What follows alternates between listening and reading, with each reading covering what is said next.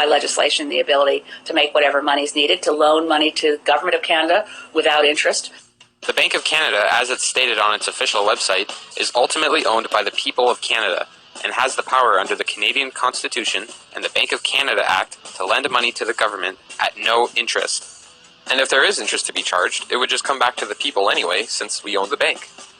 I must admit, I'd rather pay interest to myself than, Exactly. In which case I'd probably cut myself a good deal, Yeah, we never should have privatized our debt and turned it over to the private banks. We should have kept it in the hands of Bank of Canada, at least a major part of it, because then we would have been paying interest back to ourselves. John, you can borrow from your savings account and I won't charge any interest. Good.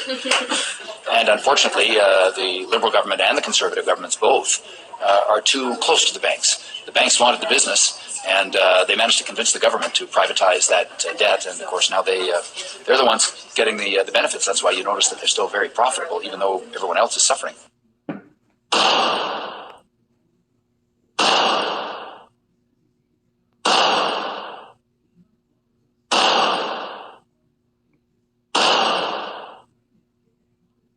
Here's a rough example about how money in Canada should work.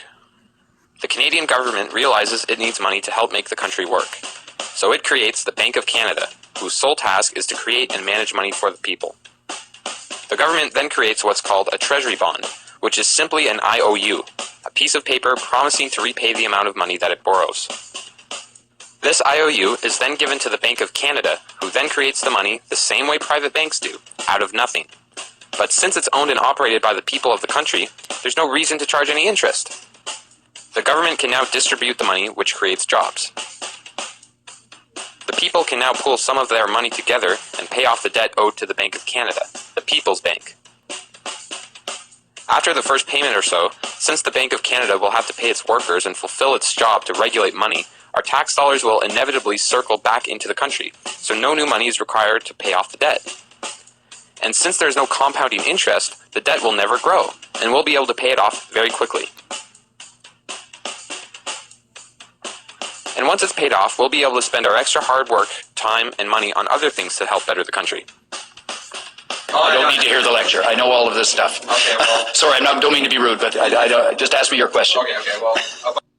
And I'm not that knowledgeable about monetary policy, and the Green Party policies have not yet adopted the monetary policy that some of our members would like, which is one which would say we should get rid of the loans that we owe commercial banks and transfer that to the Bank of Canada and pay it off with a Bank of Canada loan and then cancel the debt. Well, they both seem to know a lot about the monetary system to me. And yet last October, in 2008, when the central topic in the federal election was about the economy, we made a decision to give priority to an issue dominating the news and people's concerns these days, the economy. So there will be an expanded debate on that. not one single mention was made from any one of the parties about the monetary system, even from the ones who clearly knew about it. But if we go back to the 2006 federal debate, no one would shut up about the $100 million missing from the sponsorship scandal Paul Martin was involved with. But when $160 million goes missing every day, it's no big deal.